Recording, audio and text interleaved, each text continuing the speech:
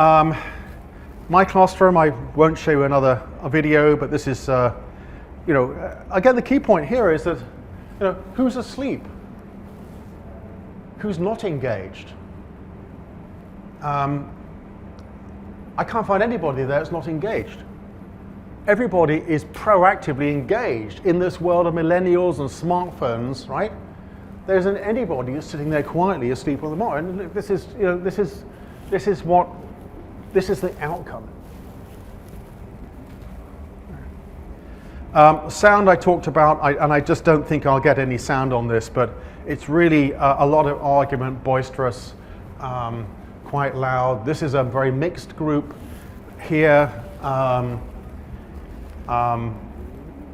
think it's all male, so there we are. That's not that mixed, maybe. Okay.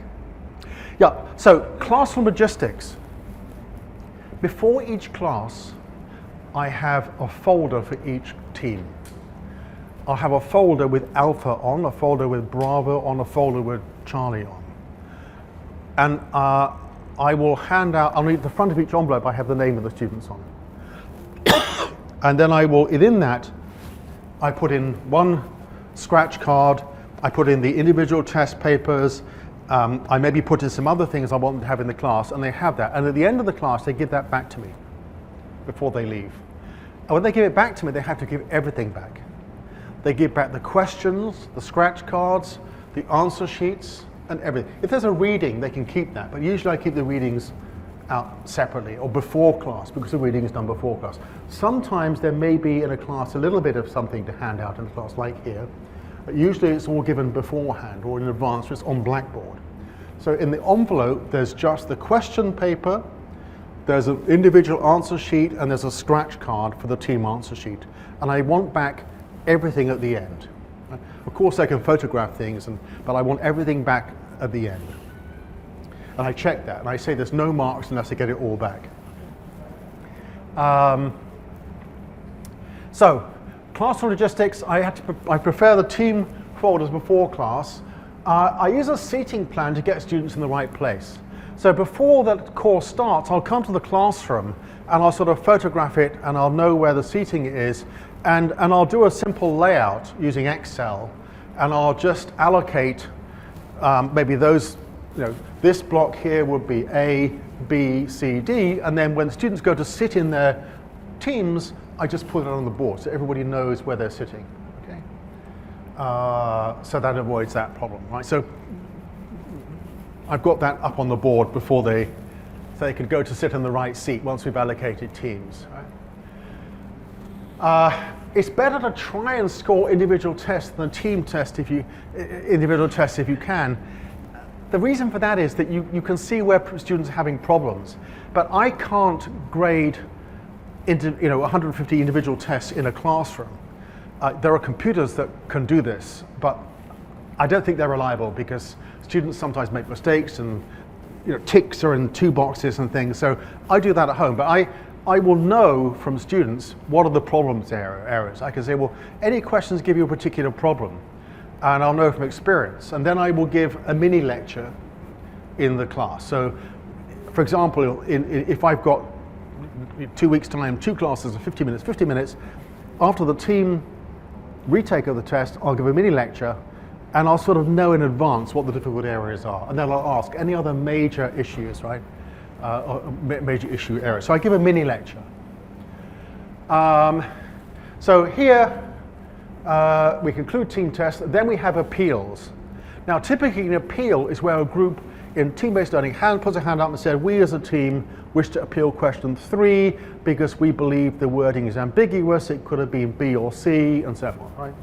Now, or maybe they say, well, in this particular question, the answer assumed that the company was trying to reposition with the customer, but if the company instead was trying to build resources and capabilities, they would have chosen to do something differently.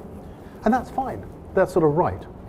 But what I do is, partly to a class time, is I actually post online my appeals form. I had them put it, and I have them complete it, and I post it online, and then I post my answer online, then they can respond to it. So online, what happens is they post up their appeal for question, right? I respond to the appeal, I say granted or not, right? They can then come back and say, but we don't think this is right, because, all right, so we get into this backwards and forwards. It could go on quite a long time, right? So I'm using then social, so instead of team-based learning handing out a form or getting people to put a hand up in class, which is not very satisfactory because they can't put forward all their arguments well. Or you could have a lot of discussion that goes on for 15 minutes in the class. Again, it's one-to-one in the class. Everyone's falling asleep while you're having this argument about an appeal. I take that out of the class. I post up on my Facebook page the appeals form. I get them to send in the appeal. I post it online, everyone can see it, right? They've got it first, no one else can copy it, right? Then I respond, and then they may well give feedback on that, or other groups may give feedback on that, right? And we have this question and answer. And finally we conclude and say, okay guys, you've won. You get an extra mark or not, right? So this is the way it plays out.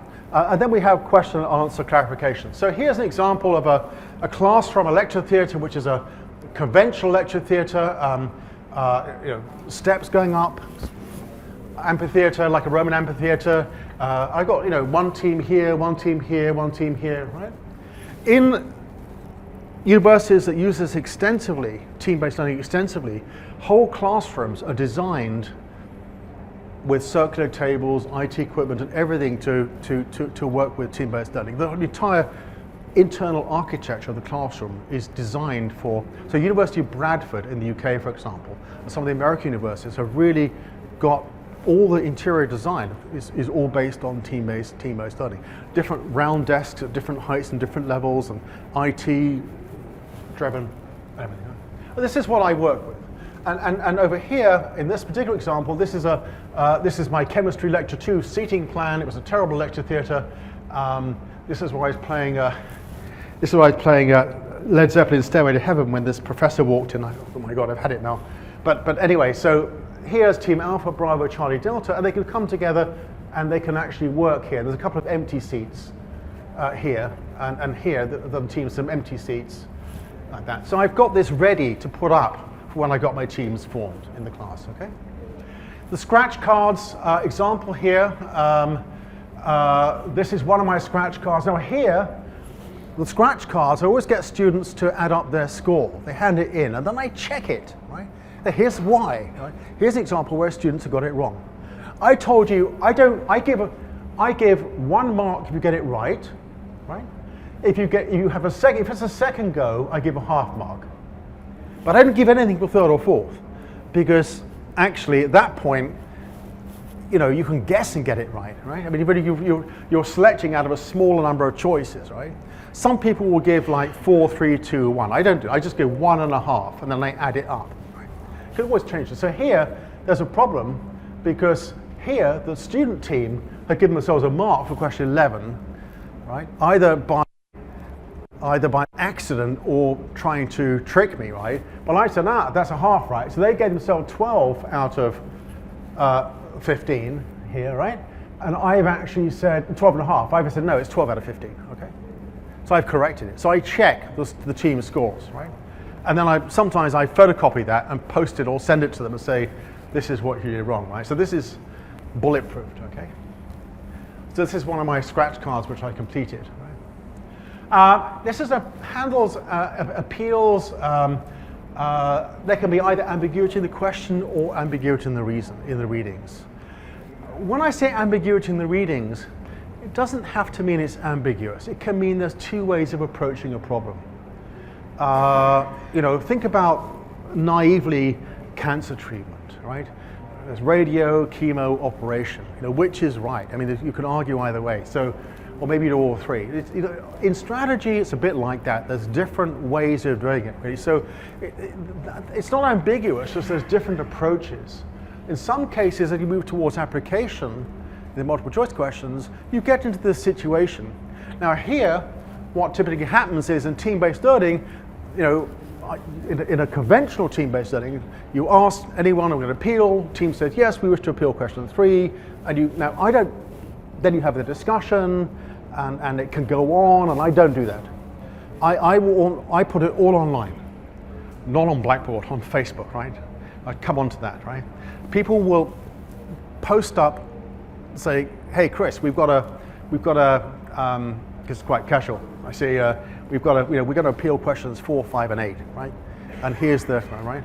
So I look at it, and then I post back up my comments, right? And then they may respond, or other people respond. So we have this dialogue going online after class. And then finally we conclude, and I say, look, I'm going to give you points for question 4 and question 5. I accept your appeal on that, but not for question 8. So I finally come to a conclusion. Again, it's all open, right? Like forming your teams, it's all open. Everyone can see what's going on, right? It's transparent, transparency. People can see it's the fairness of it.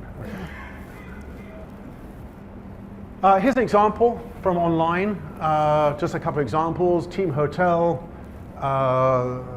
question number 4, reason for appeal accepted with my argument why. Question, again, team hotel, question number 10. This is the argument they put up, and this is an economics argument here, okay, that I put up in response, okay? So this is an example of appeals. We can imagine a classroom, if you're doing an appeal, students trying to explain all that. They can't explain that well. They need to sit down and think it through, develop an argument, right? And then you've got to try and respond. It's much better to do it out of class time, which is what I do. Impact of appeals on test scores. It counts. I credit students back with the marks, and individual students will get marks for the question if they had it wrong.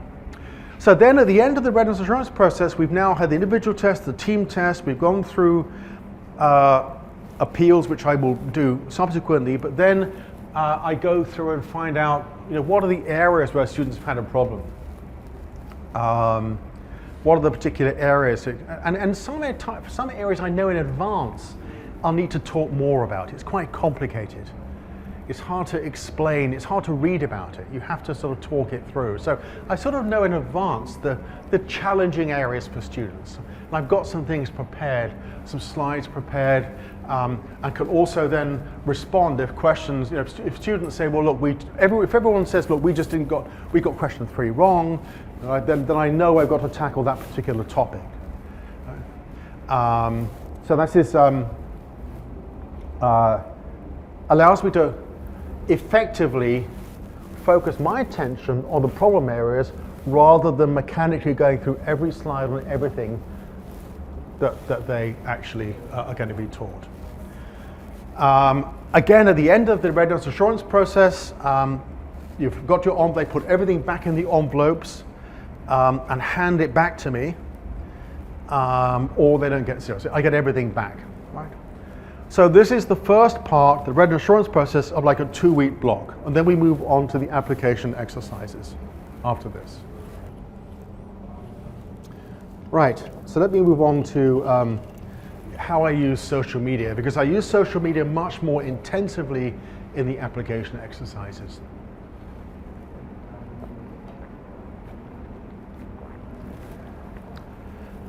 So in conventional team-based learning, which you can read about online, there's no social media. But I've already said I'm doing some things online. Deciding grade weights, voting, posting up appeals and answering appeals. I'm doing this online. So I'm using social media to improve team-based learning, to more effectively use this valuable resource of class time. So let's now, this is now not working, I think. Is it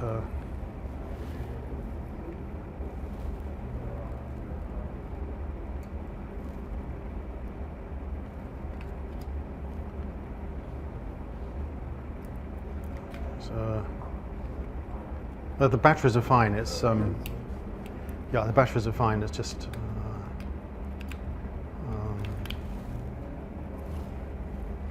okay. It's magic touch. Your magic touch.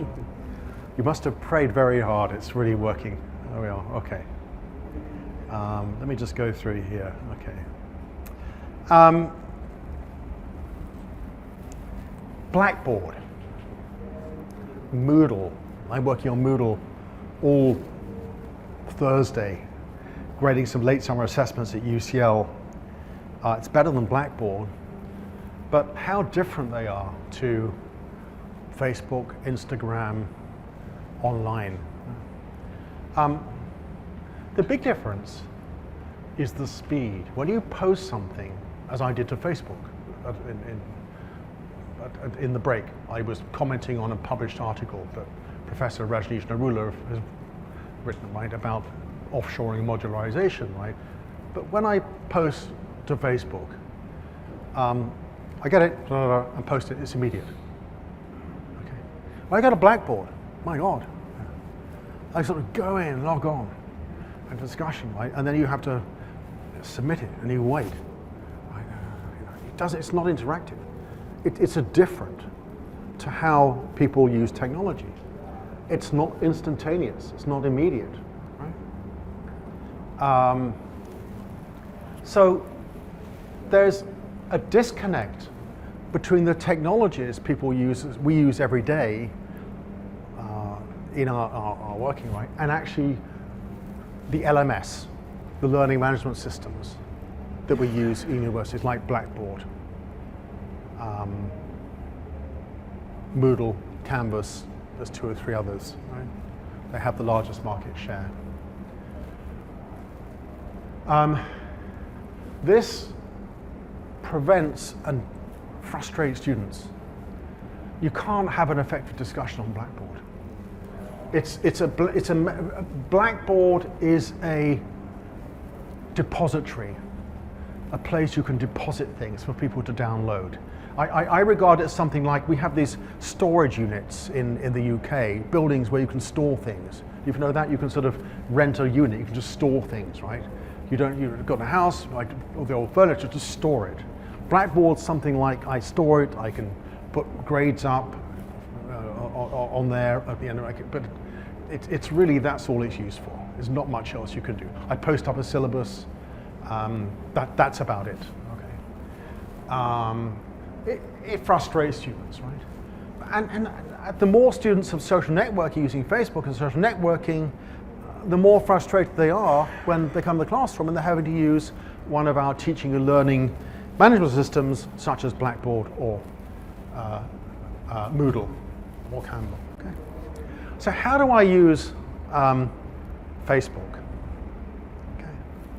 I use it for 6 things.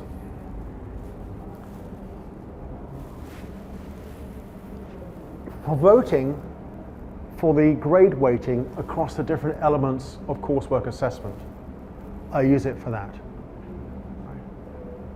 So each student team leader will email me a proposal. We propose for these different performance areas, grade weights of percentage, right? I get them all in, and then on Facebook, I post up a choice of maybe 5 or 6 of the most typical examples, and every student individually votes.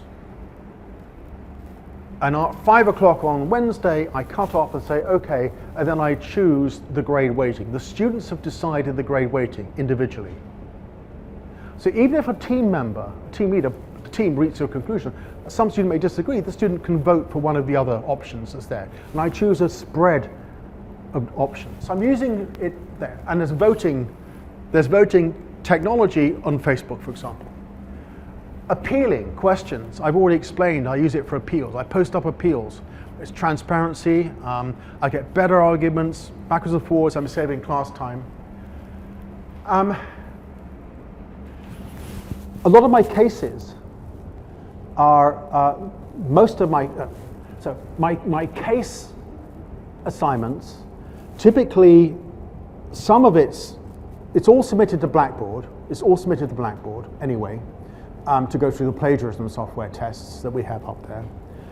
But in class, I have them post up after they post in Blackboard. They have to post to Blackboard, right? Then in class, they have to put up their answers to maybe the last question on Facebook. So for each application exercise, and I'll show an example. I create an event. For example, if I've got an application exercise, how should the New York Times transition from a print newspaper to online digital? I'll have an event called New York Times, right? And I can actually put up some videos and other material on there as well if I want, right? Then students groups join the event. Now what they'll do is I'll have maybe 4 questions on an assignment. I do give the assignment to students in advance because they want it in advance, but maybe for question 4, what each group has to do is, as alpha, you post up your answer to question 4, and I have you tag the team leader of maybe question delta at the end, right? So when you post up your answer to question 4, and you will tag the team leader of team delta. Team delta posts up their answer, and maybe they, sorry?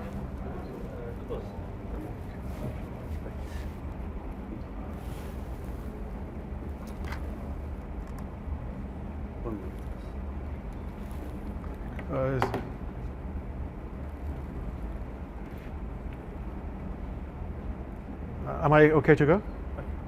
Finish? يتكلم تبي وايد يتكلم بس ليش without mic. You can't continue without mic. There's no mic. 1 minute. Revealing something. Okay.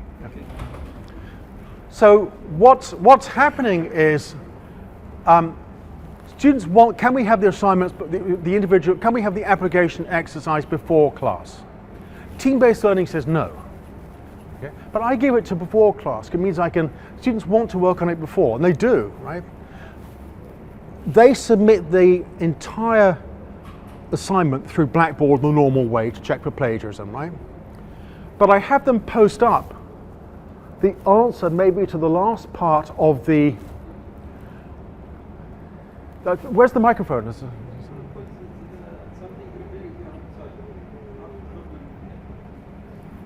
Okay, sorry, we are plagued with IT. The air conditioning is making a noise.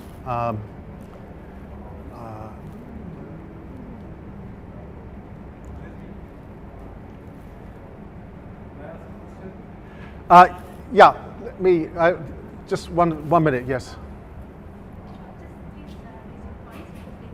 Sorry? Raise your voice because they didn't hear you. Is that sorry? They didn't hear you. Raise your voice. I know. I've lost my. They've walked out with my microphone, so I don't know. There's a problem. They've just took my microphone and disappeared. I don't know.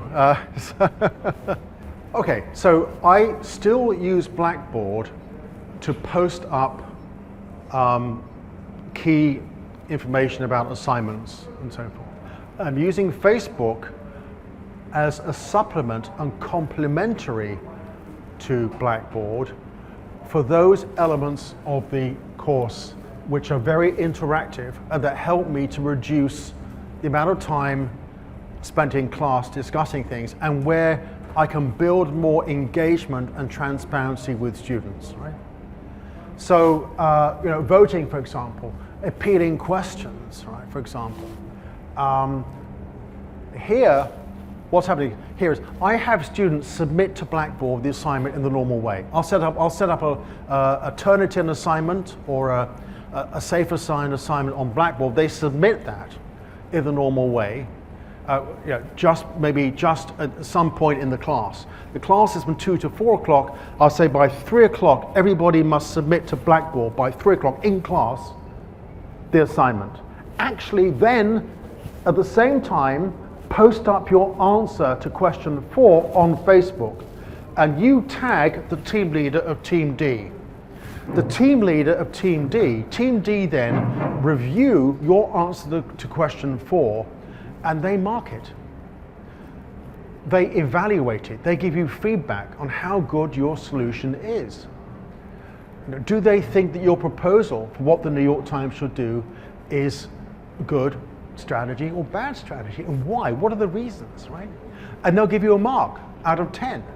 Could be 7 out of 10, 5 out of 10, 8 out of 10, right? They've also submitted their answer to question 4 on, they've also submitted their answer to question 4 and they've tagged the team leader for a different team. And that team is evaluating what they've done, right? So, and each class I vary who's grading who. Now, what I do is, when I grade the assignments, I grade everything on Blackboard, right? But for question 4, which is posted up on social media, right? I review the comments on that, and then I add my comments online. And then someone else comes in and gives feedback, and they say, well, we don't agree with this, because so we've got this backwards and forwards going on. So in each application exercise assignment, there may be 4 questions. I do give it in advance because students want it. They do work on it in advance. Team-based learning says you shouldn't, right? But in class, they finish it off typically. And in a 2-hour class, I say 2 o'clock to 4 o'clock, I say, okay, by 3 o'clock, everybody must put on Blackboard by 3 o'clock. Right? Then you post up on Facebook your answer to question 4, which may be the most interesting question, right? You post it up, right? And you tag, at the team leader question, so we know who the team leader is, right? And then that team comes in and reviews what you've done. Okay. Now, I started off by counting that mark, but I couldn't because of collusion. So what I do is I say I take into account the feedback that they give on what you do when I do my grading on Blackboard. Does that help? Okay. So in other words, the Facebook in the application exercises is a supplement, but it's complementary to, right? In other words, complementarity is mathematics complementarity is the idea mathematically is that the returns to Blackboard are increasing by my using social media, or my returns to social media are increasing by using Blackboard. So in other words, they're not just 2 different inputs, they're related. The more I do of this, the more I do this, right? Think about it this way. If I want to have a very entrepreneurial company, right?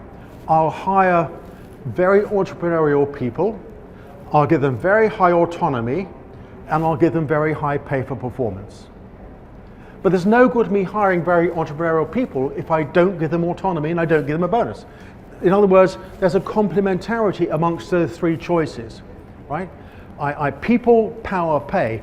High entrepreneurial people, pay for performance, and empower them, right?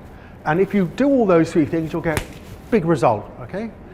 Because those choices are complementary. In the same way, using Blackboard and Facebook here is complementary, right?